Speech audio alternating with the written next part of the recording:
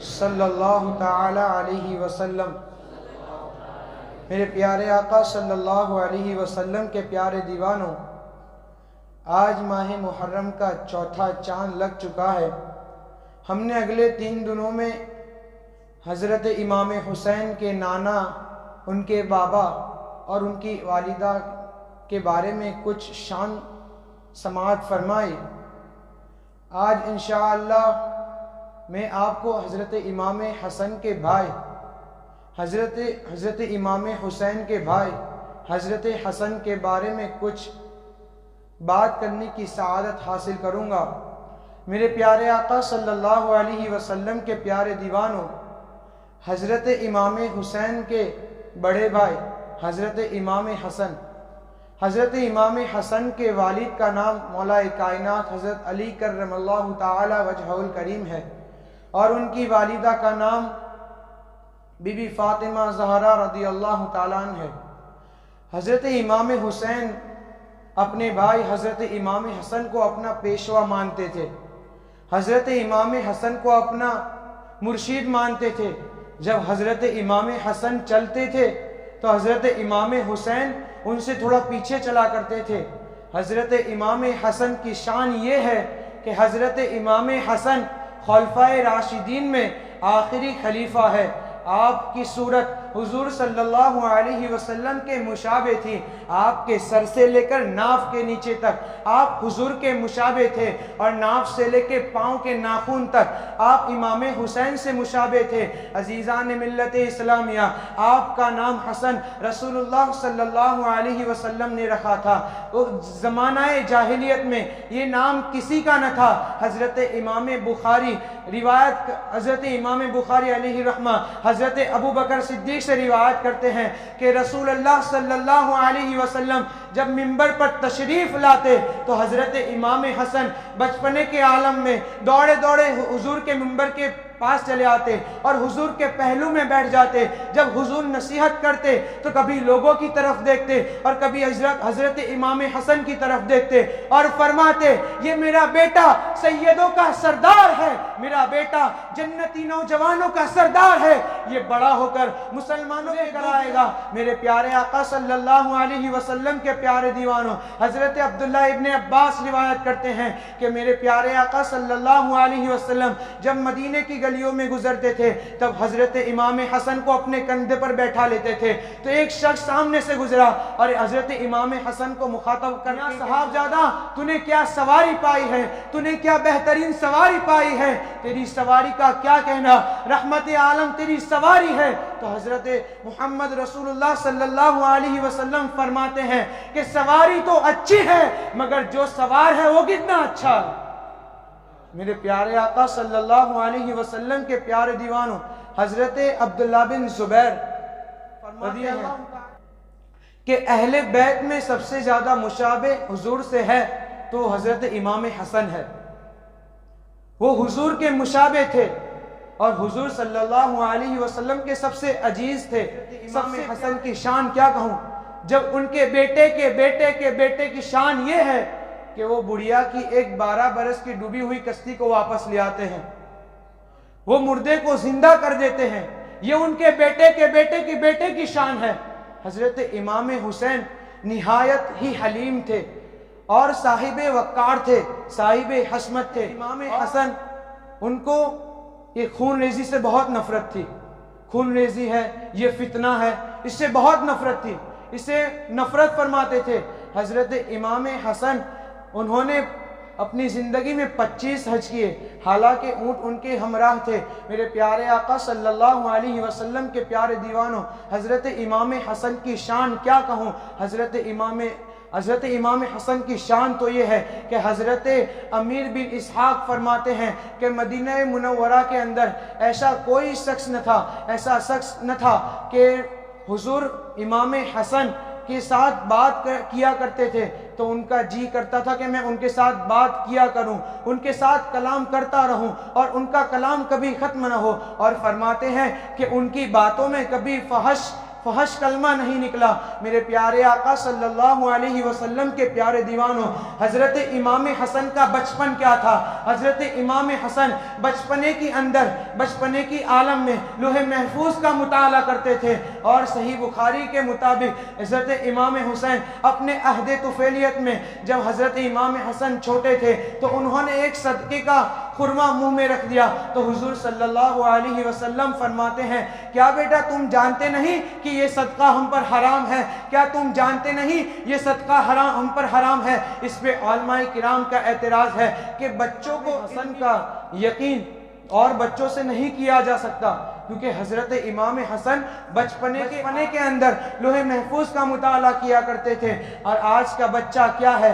آج کے بچے کو 7 سال کی عمر میں پہلا کلمہ پڑھنا نہیں آتا، پہلا کلمہ پڑھنا نہیں آتا۔ اس کی سب سے بڑی وجہ یہ ہے کہ آج کے ماں باپ نے اپنی اولاد کی تربیت میں بہت کچھ رکھ چکا ہے۔ اگر بچہ کہتا ہے ماں آج مجھے مدرسے نہیں جانا، تو ماں کہے گی بیٹا آج رہنے دے، آج کل مدرسے جانا۔ مگر اسکول کی بات آتی ہے تو ماں کہتی ہے بیٹا آپ کی تعلیم کو نقصان ہوگا، آپ اسکول جائے۔ یہ وجہ ہے کہ ماں نے اپنے بچوں کو تعلیم دینا چھوڑ دیا ہے۔ اس کی وجہ یہ ہے کہ بچے 8 اور 10 سال کی عمر میں پہلا کلمہ پڑھنا نہیں آتا، وضو کا صحیح طریقہ نہیں آتا۔ میرے پیارے آقا صلی اللہ علیہ وسلم وضو کا صحیح طریقہ نہیں جانتے تھے، وہ وضو غلط کرتے تھے۔ یہ منظر حضرت امام حسن اور امام حسین نے دیکھ لیا، فوراً دوڑے اس شخص کے پاس گئے، حضور یہ صحیح طریقے سے وضو نہیں کرتے۔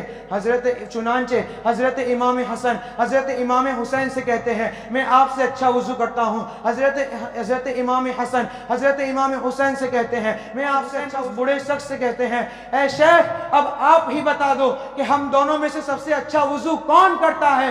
تو شیخ کا جواب سنیں کہ میں ابھی تک تو جاہل تھا، مگر آپ کا وضو دیکھ کر میں صحیح وضو کرنا سیکھ چکا ہوں۔ حضرت ابو ہریرہ روایت کرتے ہیں کہ اہل بیت میں حضرت امام حسن اور حضرت امام حسین میرے سب سے عزیز ہے۔ میرے پیارے آقا صلی اللہ علیہ وسلم کے پیارے دیوانوں، حضرت امام حسن حضرت سید عالم صلی اللہ علیہ وسلم کے سب سے عزیز تھے، سب سے پیارے تھے۔ حضرت ابو ہریرہ سے روایت ہے، فرماتے ہیں کہ میں اور حضرت مصطفیٰ صلی اللہ علیہ وسلم ایک دفعہ کہکا کے بازار سے گزر رہے تھے، اور حضور صلی اللہ علیہ وسلم حضرت فاطمہ کے گھر تشریف لے گئے اور کہنے لگے بیٹا فاطمہ بچے کہاں ہیں؟ بچے دکھ نہیں رہے۔ اتنے میں حضرت امام حسن لبیک نانا جان کرتے ہوئے فوراً حضور کے پاس چلے آئے، تو حضور کی مسکراہٹ دیکھ کر حضرت امام حسن کی مسکراہٹ دیکھ کر حضور ہاتھ اٹھا لیتے ہیں، یا خدا میں حسن کو محبوب رکھتا ہوں، تو بھی حسن کو محبوب رکھ، اور ان کے محبوب رکھنے والوں کو تو بھی محبوب رکھ۔ میرے پیارے آقا صلی اللہ علیہ وسلم کے پیارے دیوانوں، اسی طرح بچپنے کے اندر حضرت امام حسن حضور سید عالم صلی اللہ علیہ وسلم کے ریش مبارک میں ہاتھ ڈال رہے تھے، حضور کی داڑھی مبارک میں ہاتھ ڈال رہے تھے، تو حضور محبت سے اپنی زبان ان کے منہ پر لگا رہے تھے، تو جیسے ہی اپنی زبان ان کے منہ پر لگائی حضرت امام حسن مسکرائے۔ یہ مقام پہ بھی حضور نے ہاتھ اٹھائے، یا خدا میں حسن کو محبوب رکھتا ہوں اور تو بھی حسن کو محبوب رکھ، اور ان کے محبوب رکھنے والوں کو بھی تو محبوب رکھ۔ میرے پیارے آقا صلی اللہ علیہ وسلم کے پیارے دیوانوں، یہ حضرت امام حسن کی شان ہے۔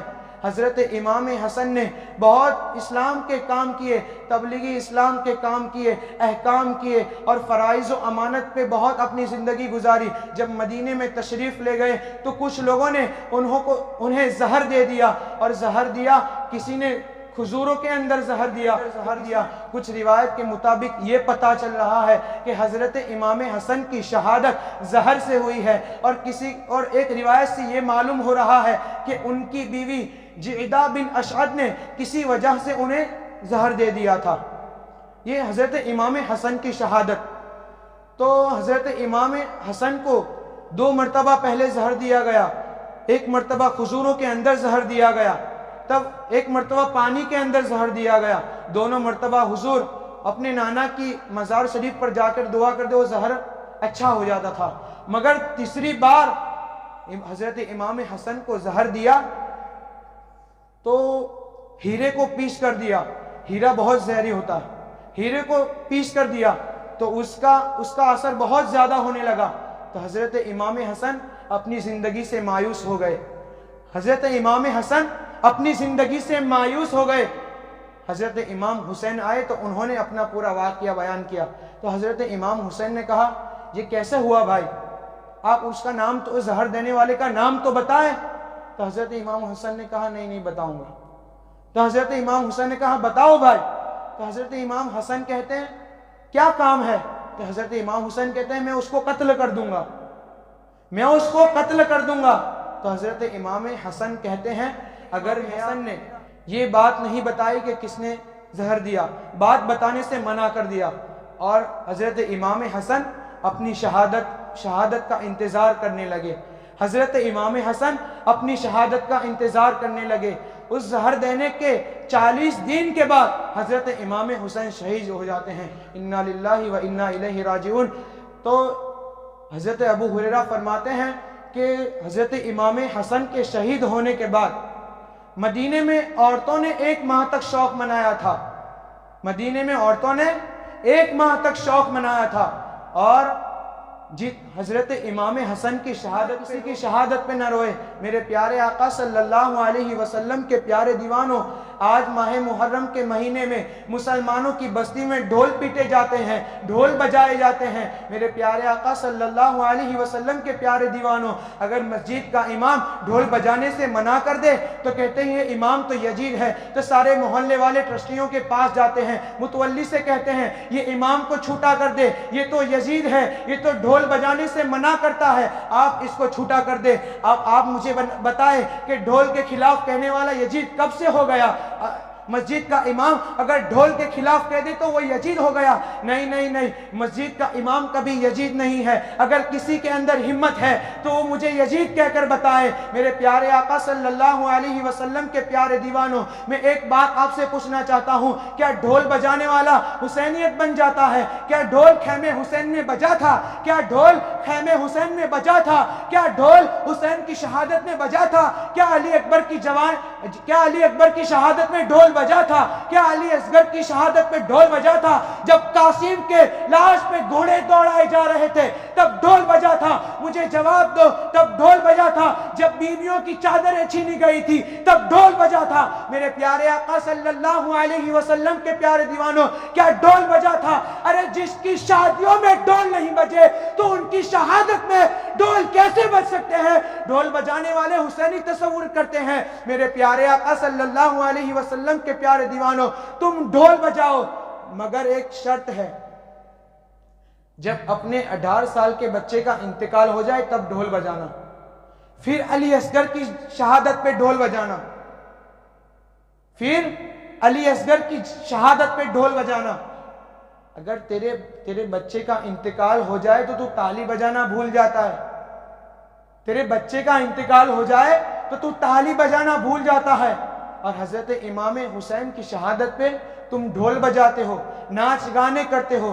گھر کی عورتیں میلے میں جاتی ہے، یہاں پر میلے لگتے ہیں، میلے میں کیا بھول گئے حضرت فاطمہ کا کردار. حضرت فاطمہ کے بالوں کو، حضرت فاطمہ کے دوپٹے کو کبھی چاند اور سورج نے نہیں دیکھا. تو آج کی ہماری بہنیں بے پردہ ہو کر میلوں میں آقا صلی اللہ علیہ وسلم کے پیارے دیوانوں، یہ بات آپ کو دل کی گہرائیوں سے کہنا چاہتا ہوں. اس پر جتنا سوچ سکتے ہیں اتنا سوچ لیں. عزیزان ملت اسلامیہ، عورت کو سورہ یوسف کی تفسیر پڑھنے سے منع کیا گیا. عورت کو سورہ یوسف کی تفسیر پڑھنے سے منع کیا گیا. تو حضرت اعلیٰ حضرت سورہ یوسف کی تفسیر کے اندر ایک مصر کی عورت کی عشق کی داستان آ گئی. کہیں ہماری عورتیں اس کا شکار نہ ہو جائے، اس لیے اعلیٰ حضرت نے اس کو پڑھنے سے منع کر دیا. اگر اتنی پاکیزہ تفسیر قرآن کی اس کو پڑھنے سے منع کر دیا تو انٹرنیٹ پر بیٹھنے کی اجازت دی کس نے؟ انٹرنیٹ پر بیٹھنے کی اجازت دی کس نے؟ اللہ اکبر. محرم الحرام کے 10ویں چاند میلے میں جاتے ہیں، ناجائز تعلقات کرتے ہیں۔ میرے پیارے آقا صلی اللہ علیہ وسلم کے پیارے دیوانوں، ہمیں چاہیے کہ ہم ان چیزوں سے بچیں اور ہم زیادہ سے زیادہ درود شریف کی کثرت کریں۔ کہنے سننے میں جو غلطی ہو اللہ تبارک و تعالی معاف فرمائے۔ استغفر اللہ ربی من کل ذنب و اتوب الیہ وما علینا الا البلاغ۔ السلام علیکم۔